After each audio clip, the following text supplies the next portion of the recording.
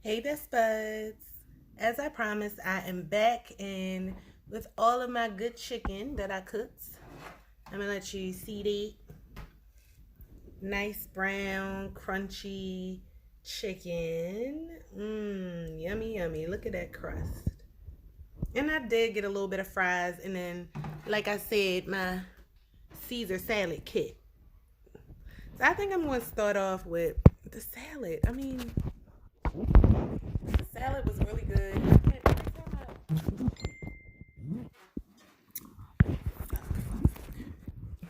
Every time I get a kit though, I always eat like the croutons. I think they should put way more croutons in there than they have been. So if you are like a salad bagger and you're watching this, put more croutons in there for me. All right. So, of course, we all know across America and the world right now that we are all experiencing this blow of the COVID 19, which was formerly known as the coronavirus. In households, you get to kind of see what people are made of. And me being a single mom, I, well, was a single mom, but that's another story. But I have definitely been through the ringer raising a boy. So,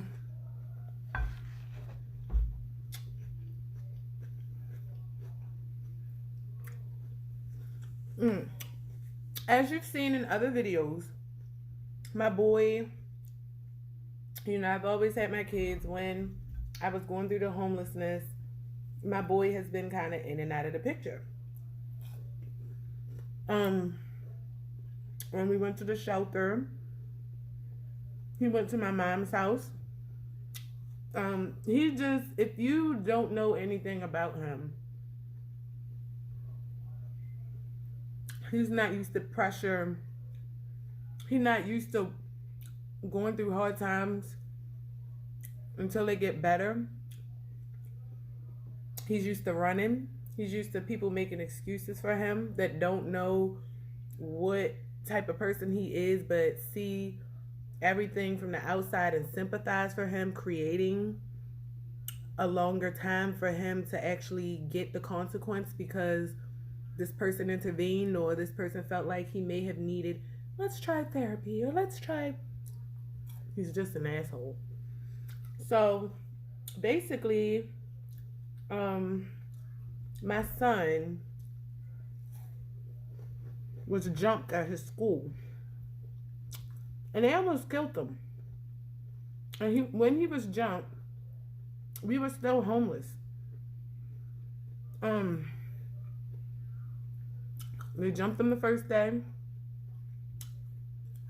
He didn't want me to do shit. The next morning, I was going up to schools, ready to do the parenting thing. And he was like, no, Mom, I don't want you to do shit or anything. So I figured he probably had it under control. And I don't know what type of jumpings these boys do these days, but no black eyes, no bruises, no scrapes, no cuts. So a lot of things my son say, I be thinking he be lying. Well, lo and behold, the next day I'm out doing Lyft, and in the middle of my Lyft ride, I get a call from a doctor's office that was on where he was getting jumped at, where the receptionist actually saved my son's life, chasing after these boys that was stomping and kicking on my son in his head and all of that with a shovel. Now, the reason my son was jumped was because this is when I was trying to get him the Burger King job. He had the Burger King job and he wanted to be grown. Went and got some weed, try to sell the weed. Regardless of, him selling this not so good quality weed to these boys for a cheaper value, they still felt like they should jump him. So that's what happened. His uncle, which is his brother's his father's brother came out of nowhere, okay? And was like calling my phone, saying he heard what happened to my son and he was going to come and help us out. So I met the uncle. I mean, that was something immediately that I wanted to do because at the time I just felt like, damn, I don't have anybody. I'm going from house to house. My son, I think we was like, we left the hotel. We was like in another house, but it wasn't our own. And it wouldn't register to him that, hey, maybe I need to mature up some so I can help my mom and my sister while we get through this. He was still causing me problems. So his uncle came out of nowhere with the information he received from his dad, which is incarcerated. My son's dad. My son's dad called his brother to help. But his brother wound up coming.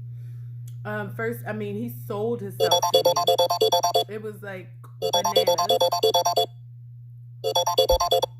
How this guy just came into the picture, sold himself to me, gained my trust, made me feel like he was a good person to, trust and believe and help with my son. They lived in another part of where I live at, like another side of town or whatever. And he has a wife who doesn't have kids, who can't have kids, but she is his wife and she backs him up with everything. So I haven't met wifey yet at the point. So I'm talking to him immediately after meeting my son on the first day. He wanted to take him with him. So I talked to my son. They immediately talked. He looked at my son like it was his newborn baby. He took my son by his face and looked at his eyes and, oh my God, that is my nephew. And, call him nephew, this, that, and other.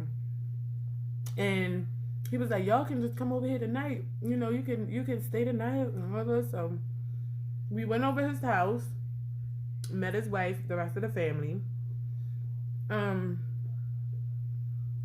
He lives with his wife. When his wife and all of them live together. He has a son, which is not his wife's. He has a sister, which is mentally disabled. And he has some ex-convicts in the house that is non-family related. Okay. So it still didn't register to me what I was getting myself into. And when I say what I'm getting myself into is because when people come out of nowhere offering help, best believe they have a motive for themselves. It's not just that genuine. Okay. By me being in a vulnerable position, it seemed like a good thing to do, but it bit me in my ass. So I stayed the night there. His uncle went through the processes of telling me what they do as a family, how they move as a family, and do this and that. Basically telling me that I don't need to talk to my son about anything that's happening there. We just need to co-parent. But yet he was doing it. He was allowing my son to manipulate him and tell him shit without even checking the facts. Or it just might have made his whole reason for coming a lot better for him, with my son just blindly giving him legs to stand on. So basically I was glad that I was in a program where they've been working with us because my son was in the system since he was 14. So the Maryland Family of Coalition was working with us, counseling my family, and they had like a history on us at the time. And there was a couple of other places that I was working with that basically, helped me. They had my back during this time, and I'm glad that they were in place because I don't know what I would have done. So, okay. I try to go talk to every time now, after my son is there, the communication is getting less and less. Every time I talk to my son is on FaceTime, and they're right there breathing under his ass, so I can't get one-on-one time. I went to go pick my son up to take him to the movies, and I bought him a winter's coat. And they tried to keep me away from him. They said, he's on a 30-day blackout.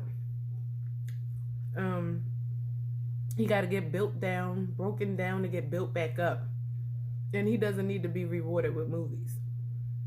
And he was like, come on, sis, we got to work together. And, making me seem like we was all in together. My son was also in mentoring. He was seeing the psychiatrist and stuff like that. And all the people that, I had appointed in his life, they once my son came out there, they started cutting it.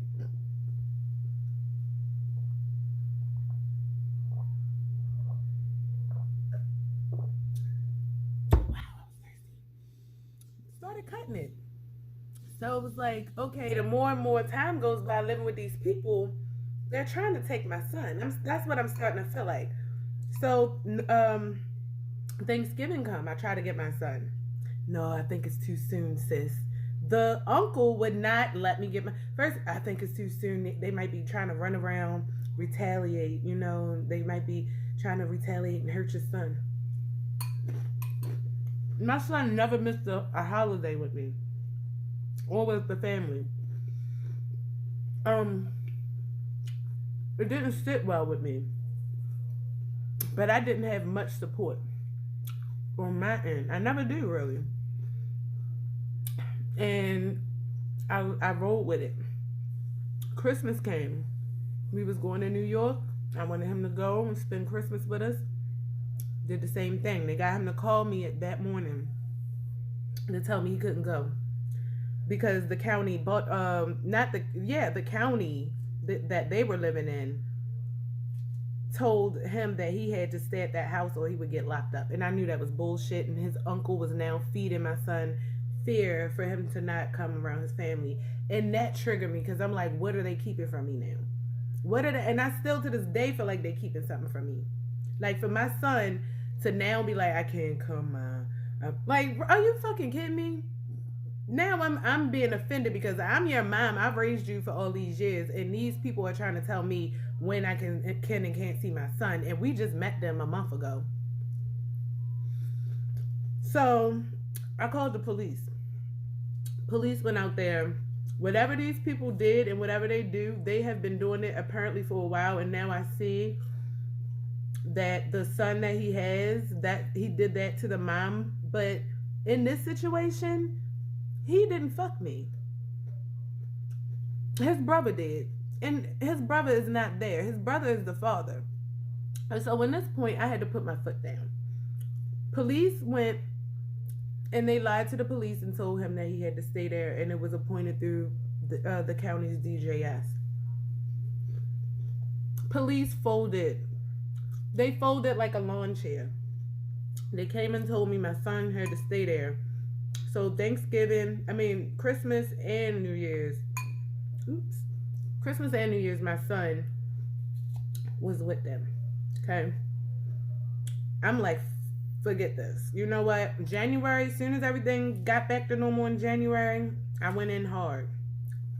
I got my team together. My son had a probation review, and they was trying to do a custody battle through the probation. Like, these people were trying to really do everything in their powers to get my son while they had him. So they tried to bring up custody, which, who are these people to test my custody? So the judge told my son he had to come home. They sent my son home. They didn't bring him no clothes, nothing.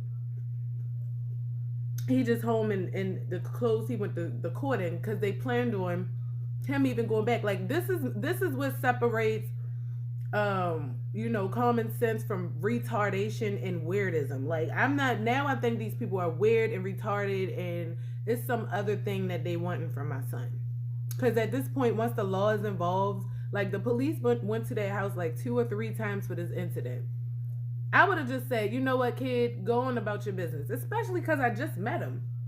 Or deal with your mom do right by your mom. If your mom say you could come over here, then but these fucking weirdos are really stepping over, especially the wife. I've never seen nothing like it in my life. She has no idea of what it takes to be a mom or what it feels like to be a mom, but she is backing this weirdo ass man up every second of the way. And it is like, I don't know what tree they fell from or what, but my son, you could tell that with the brother's genes, he might have some of it. Because this boy, he chooses to make the wrong decisions. It's almost like he has a battery in his back to lead him towards destruction. Like I told him, this door could say, go through this door, go through the obstacle course. It's a jackpot at the end. This door on the left could say, open the door, you could just steal a jackpot. He'll steal the jackpot. He's not going to go and try to do an obstacle. He's not going to get inspired by anyone else doing it. Whatever is easy, quick, pleasurable, that is what he is right now at this point at 16. And his uncle, knowing these types of things, he listened to my son. Everything he told him, whatever he told him, and whatever they concocted over there for whatever reason, they are like gelling together. So my son was home since then. We went through, trying to fix our relationship, bonding. I started homeschooling them, reading books together. And one thing I could say is when he came back, he still wanted to smoke weed. He still wanted cigarettes. Now, he was away for 3 months with his uncle. If he wasn't getting that type of stuff, why is it the first thing he's trying to do? I mean, we'll all go in the supermarket. He'll walk off and be outside begging for cigarettes or, can I buy a cigarette? Lying to people about his age and shit. Why is that? If you was doing so good of, having them substance free and all of this, why is it the first thing he wants to do after 3 months? Because if I was totally changed and I was doing this exercising and this, you detox. You're not going to think about coming and smoking a cigarette or a blunt. So my son ran away twice once I got him back. Ran away twice back there. Police. And I'm like, that's why I'm like, what the hell? Make a long story short, my son started to, I'm licensed to smoke. I have my MMCC card. And when I tell you I got to walk around with my stuff on me like it's a gun, a loaded gun, I got to do that. He will barricade himself in a room. When I go in his room,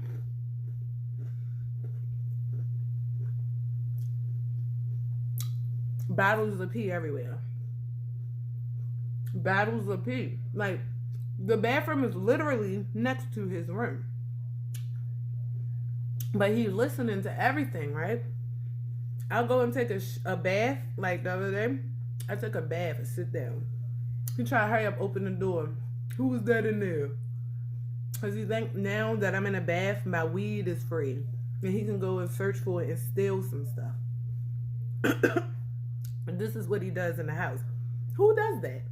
To me, I hate these. I can't stand them. It gives me bad nerves. I feel like they're going to steal from me every second chance I get. And you only coming out the room to check and see where people shit at? Like the other day, he was in the living room, him, and my fiance, they was in the living room watching TV. And I'm like, oh, they bonding, They was watching it for a while. But I went out to the gas station. I left my ashtray upstairs. The gas station is literally 5 minutes away from the house. And how fast I was, I'm coming back. I see him when I pull in my parking lot. His head in my room, running across the room, running out the door. Because he was in there stealing my roaches. That kind of stuff. So, and then the thing is, he knows right now how important it is for us to ration and save, everything. He's aware of it. I talk about it. I'm real with my kids. My daughter knows. He'll get the munchies in the middle of the night, clear the refrigerator out. You even come back, and like I told him, we don't get food stamps. We go out and we buy the food. So sometimes I could do one day a Lyft, put gas in my car. I may have bought breakfast or something that morning and buy dinner for home. And that's probably like most of the money that I've made. You know what I'm saying? And that's what I'm trying to get him to see. But he will, like, we buy things to drink, like, literally, you go in his room, it'll be like cans of Pepsis, like the whole 36 pack of empty cans in his room. Like he does not care. You can tell him over and over and over. It's like he has a jail mentality that cannot be broken. I've never seen anything like that in my life.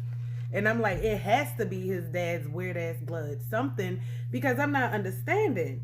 So, you know, he was in his room and I'm like, damn, this quarantine is not really good for him, because my thing is, I don't want him to be socially awkward. Living with his uncle and them, when what they was doing was making him even more socially awkward, to the point where, like, I mean, all types of weird shit was running through my head. Like, they could be in there doing sexual shit. I mean, they was already practicing some type of martial arts, like demonic shit. Who knows what they was programming in him? And by them being both manipulative, they was manipulating each other. And what my son don't know is when he's in too deep, his uncle is going to hurt him. Like, his uncle already has an agenda set up. And I know it's not love. It's an agenda. Just like his dad, like once his dad, I used to deal with the dad. The uncle came around, the dad was 18, started hanging around the uncle. I haven't seen my baby's father since he was 18.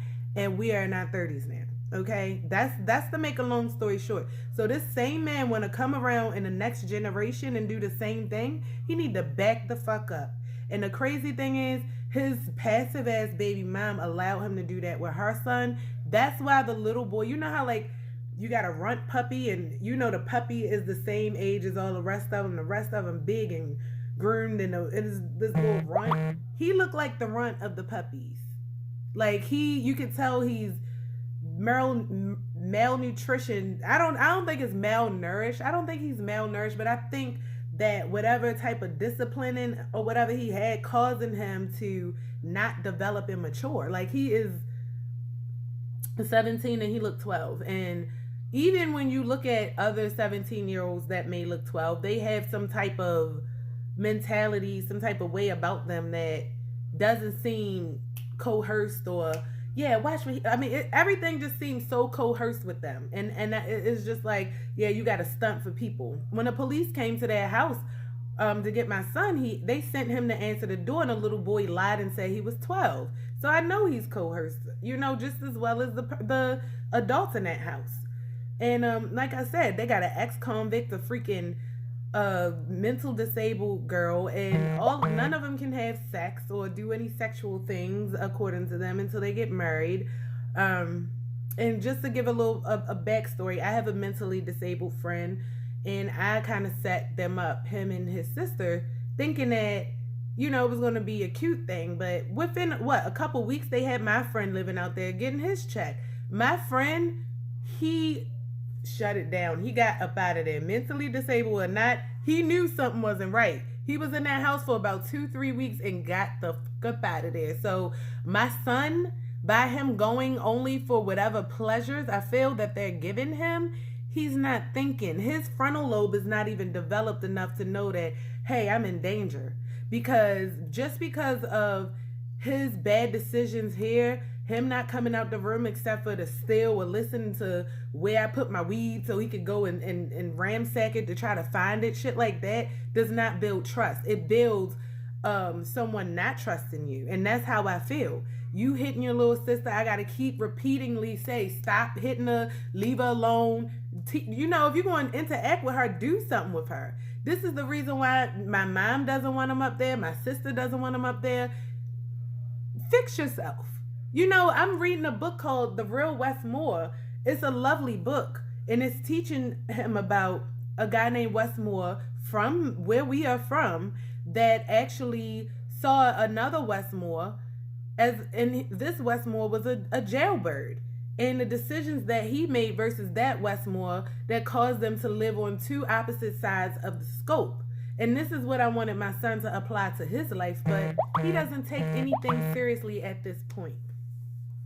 My biggest happiness in the situation was when he told me last week that he had to reset his phone and he didn't have his uncle and his uncle's wife's number anymore. I was like, good. He asked me if I had the shit. I said no, but I still got that number because I'm not stupid. Somehow, I feel like they started talking again because my son wound up running away last night. In the middle of all the stuff that's going on, he's not taking into account of anything. Now, yesterday, what happened was I'm sitting in the living room. You know, my fiance just bought some water in the house, and my son comes down the steps. I see him with 2 bottles of water in his hand. I'm like, Sean, you need to ration this. Like, you know what time it is. I haven't even had a water yet. Why are you getting 2 waters? It looked like you getting one and putting one in the freezer. He like, man, this water was already here. That's why I don't even come downstairs. Put both of the waters back, went upstairs, took a shower, got dressed, came in the basement. And normally when he come in the basement, he play like on the computer or something like that.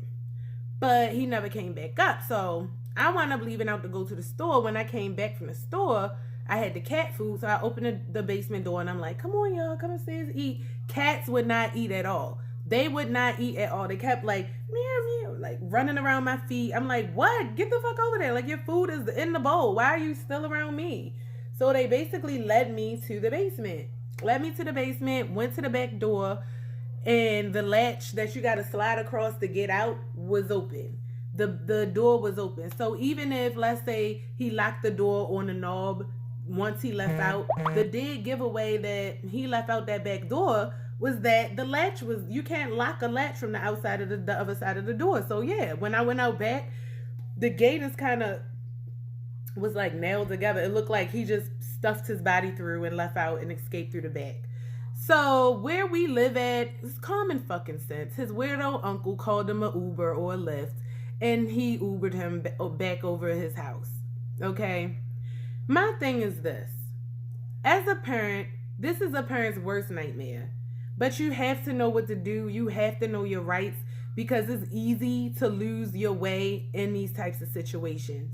Like I said, my son went over to this man's house in November. I did not get my son back until January, because this man knows and his family knows how to do these things to people in their family. Hence the fact that they have 3 people in their homes that they are, you know, either not parents to, or, you know, you wonder why they're there. Like, why are they there? The other parent is not involved in a situation that she live in and she misses her kid. So, you know, it's a problem. You know, it's something wrong. Okay. So that's a red flag to me. You have to make sure you know where people come from, what they about, what their intentions are, especially with your kids. And if you need help, I would say go to somebody with a license. You know what I'm saying? Like, people, family members, especially, you know, extended family members or whatever have you, they tend to come into children's lives off of whatever they feel like they failed at, or whatever they feel like they gotta make up or whatever, and they will further fuck your child up. You know what I'm saying? They will tear your child up, and if they won't tear your child up, the relationship between you and your child will definitely be damaged. If you can handle your situations by yourself, handle them by yourself. Single moms with boys, I know it's hard. But my best advice to you is to ask someone licensed for help. Like, make sure they licensed. You just never know nowadays. This is a horrible nightmare. I never thought that after I got my son back, he would actually try to go back over there. But this is when it's time for me to get the peace orders and protection orders. And my son is on medication. And he's on psychological medication. So he could have a seizure, anything. And they just holding him over there. So it's time for me to do my part as a mom and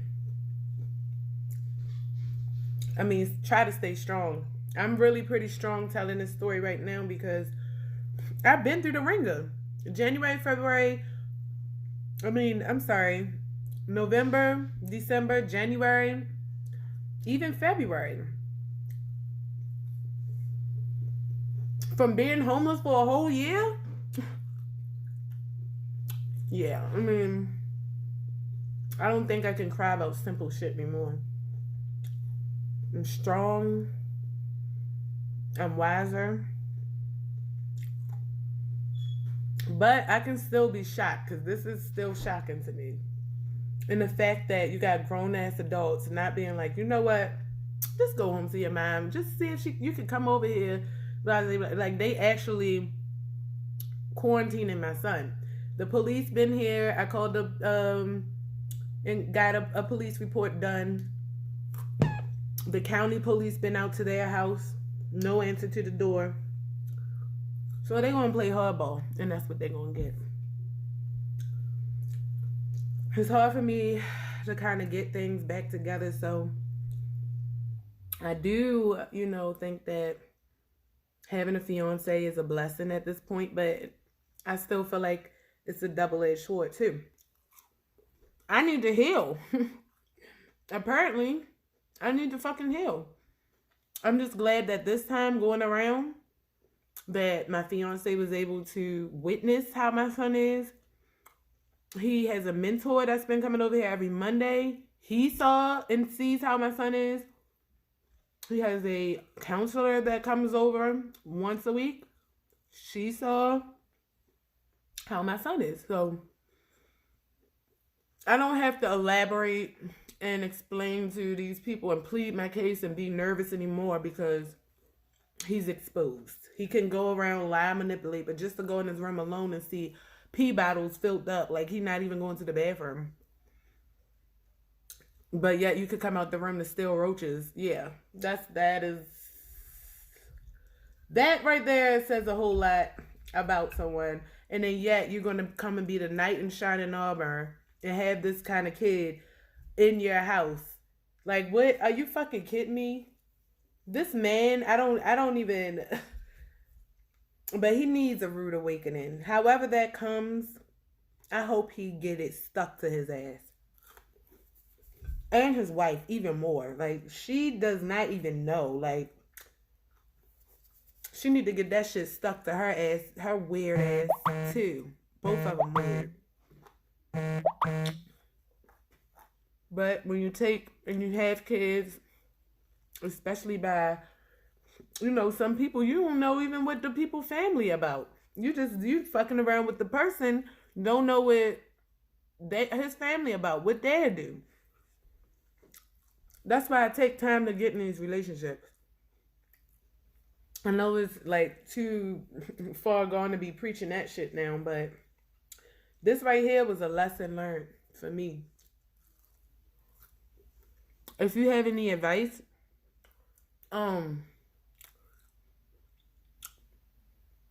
feedback, whatever, share it with me. Let me know, your thoughts or whatever. And I'm interested to see what you got to say, best buds. I feel like if I wasn't eating, the story probably would have been a lot better. I'm full, and then food makes me feel sluggish. So if you haven't noticed, my energy has definitely went down since the beginning. But that was my horror story. So I will fill you in, hopefully, on what happens once we get him back and moving forward. All right. Peace, best buds. Enjoy your quarantine.